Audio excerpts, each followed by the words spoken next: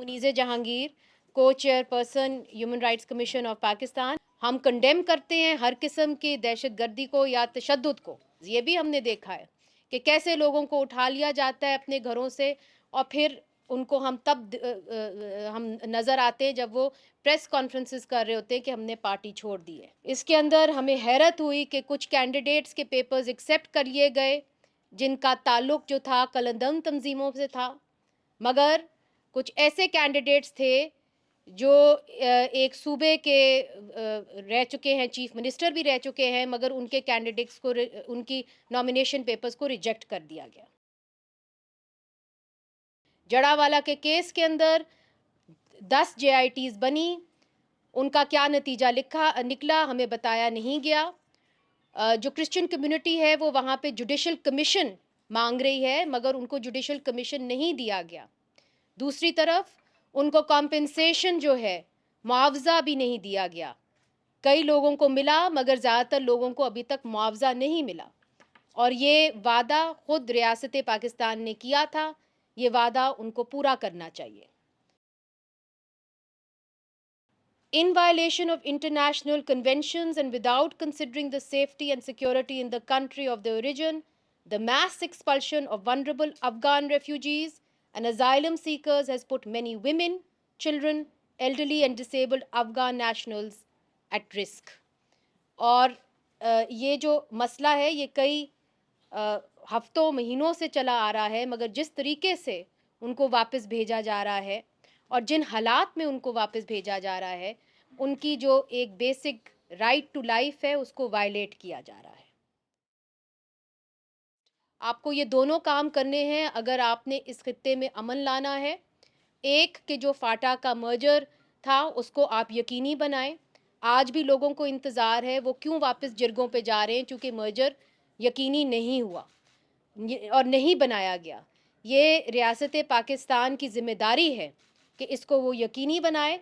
और दूसरी तरफ जिस किस्म के उन्होंने अंडर हैंड डील्स किए हैं वो हमें एक्सेप्टेबल नहीं है, वहाँ के लोगों को भी एक्सेप्टेबल नहीं है, उन लोगों को भी एक्सेप्टेबल नहीं है जो जिनके बच्चे जो थे एपीएस स्ट्रैटेजी में जो है अपनी जान गंवा बैठे। इसीलिए ये बहुत ज़रूरी है कि इस तरह की निगोशिएशंस जो हैं जो नॉन ट्रांसपेरेंट हैं वो ना हो, और जो मिलिटेंट्स हैं उनको कोई स्पेस ना दी जाए, और वहाँ के जो लोग हैं उनकी लाइफ एंड प्रॉपर्टी जो है वो रियासत पाकिस्तान की ज़िम्मेदारी है उसको सेव करना, उसको यकीनी बनाना, और रियासत पाकिस्तान को ये करना चाहिए। The recent crackdown on Baloch women protesters demanding an end to enforced disappearances and extrajudicial killings was a black mark on the state. Such repressive tactics must end.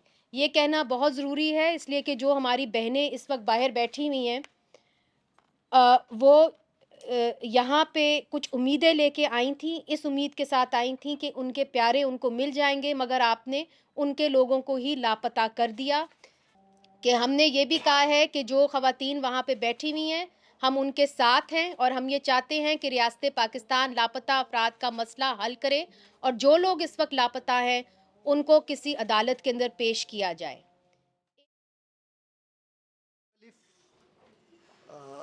सूबों में लोगों को जो है वो शिकायतें हैं।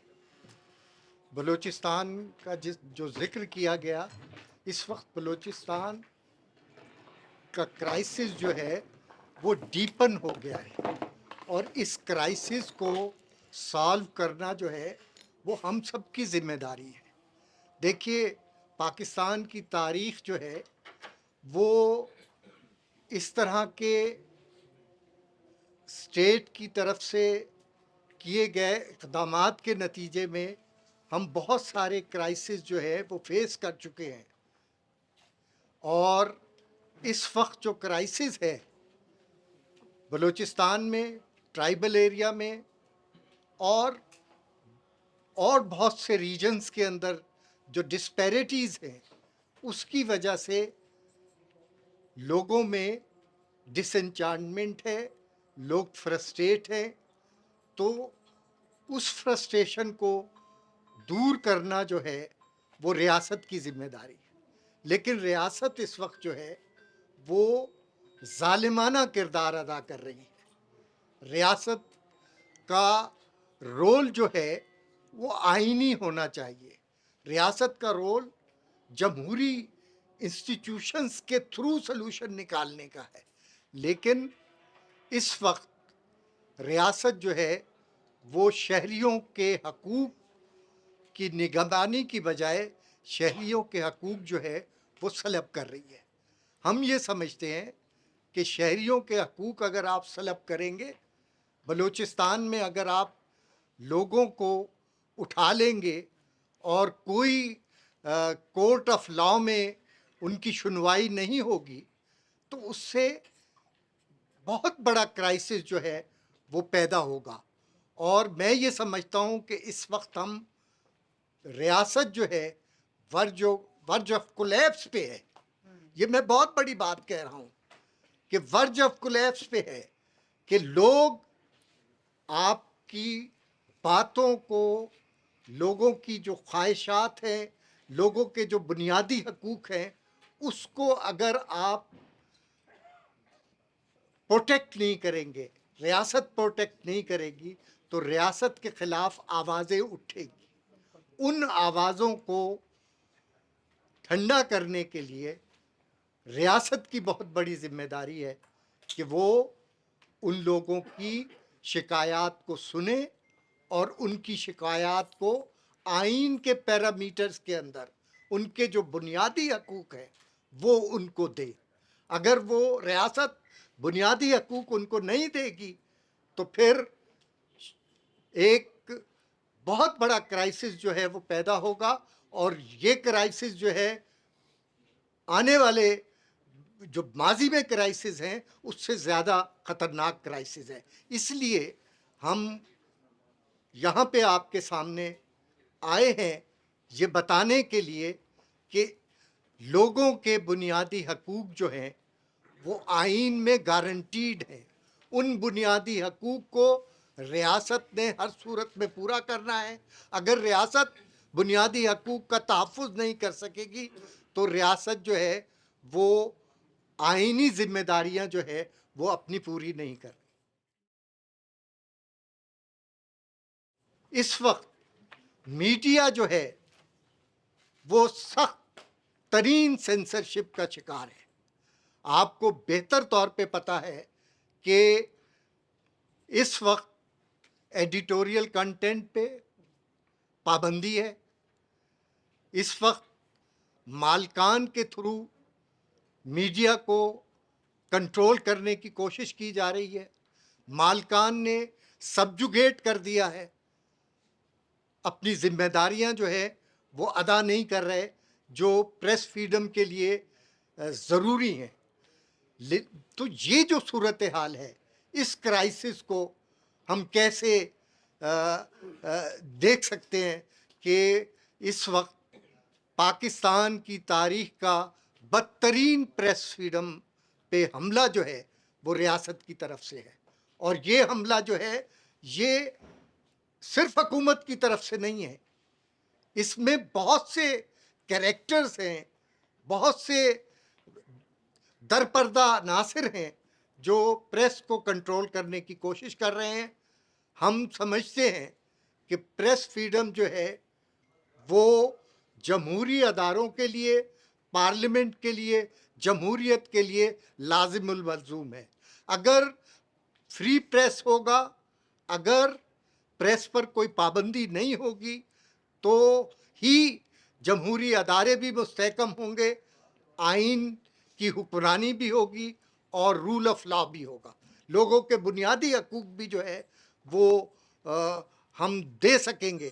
تو یہ ساری صورتحال جو ہے وہ پریس کے حوالے سے بھی، کہ آج پریس جو ہے وہ سوالیہ نشان ہے، ہزاروں کارکن برطرف ہو رہے ہیں، پرنٹ میڈیا ایویپوریٹ ہو رہا ہے، اسی طرح الیکٹرانک میڈیا میں بھی جو ہے وہ کرائسس ہے۔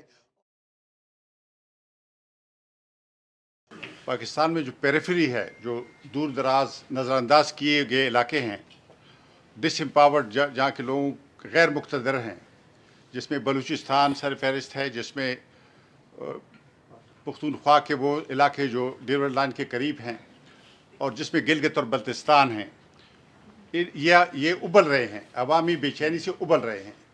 آپ نے دیکھا کہ بلوچ خواتین کی سربراہی میں ایک بہت بڑا جلوس یہاں پہ آیا گمشدہ افراد کی رہائی کے لیے اور جبری گمشدگی کے خلاف احتجاج کرنے کے لیے آئے، لیکن جب وہ یہاں آئے اسلام آباد میں اغوا کر لیے گئے۔ آپ نے ملاحظہ کیا، یعنی پتہ چلا کہ اغوا کار کون ہے، اسلام آباد۔ یعنی جیسے وہ یہ بات پوچھنے آئے تھے اور اسلام آباد نے اپنے عمل سے ثابت کیا کہ اس اغوا کاری میں پاکستان کے جو وفاقی ادارے ہیں وہ ملوث ہیں۔ تو یہ بڑی شرمناک بات ہے۔ اس کے علاوہ چمن میں لاکھوں لوگ احتجاج کر رہے ہیں، 2 مہینے سے زیادہ گزر گئے ہیں، 2 مہینے سے زیادہ چمن کے جو لوگ احتجاج کر رہے ہیں ان کی کسی نے بات نہیں سنی۔ اور آپ نے غور کیا ہے کہ ہماری مین اسٹریم میڈیا میں اس کی کوریج بھی نہیں ہے، کوریج پر پابندی ہے۔ تیسری بات، گلگت بلتستان میں احتجاج ہو رہا ہے گندم کی قیمتوں کے بارے میں جو سبسڈی کا مسئلہ ہے، اور لاکھوں لوگ وہاں شریک ہو رہے ہیں گلگت بلتستان کے مختلف حصوں میں، لیکن کوئی یہاں پہ خبر نہیں ہے، نہ حکومت کو فکر ہے، نہ کوئی جا رہا ہے، نہ کوئی آ رہا ہے، نہ کوئی پوچھ گچھ ہے۔ لیکن یہ جو ابھی نام نہاد کیئر ٹیکر حکومت ہے، ان کے دور میں یہ فرق بہت بڑھ گیا ہے، اور یہ صاف طور پر نظر آنے لگا ہے کہ یہ جو فیصلہ سازی کا مرکز ہے وہ یہ کیئر ٹیکر حکومت نہیں ہے، وہ دوسرے لوگ جو ہیں وہ یہ کر رہے ہیں۔ تو یہ میرا خیال ہے پاکستان کی فیڈریشن کے لیے اچھی بات نہیں ہے۔ جو ہمارے آئین میں لکھا ہے اس کے مطابق ہمیں کرنا چاہیے، اور خدا نخواستہ اگر اسے ہم بھٹک گئے، آئین سے بھٹک گئے، تو پاکستان کے مفاد میں نہیں، پاکستان فیڈریشن کے لیے یہ خطرناک بات ہوگی۔ تو یہی گزارش ہے کہ انتخابات کرائیے اور جائیے اور منتخب نمائندوں کو دیجیے، لیکن انتخابات ایسے ہوں کہ ایسا نہ ہو کہ آپ 2018 کی انتخابی ڈاکے کا ریکارڈ توڑنا چاہتے ہوں، ایسا نہ کریں۔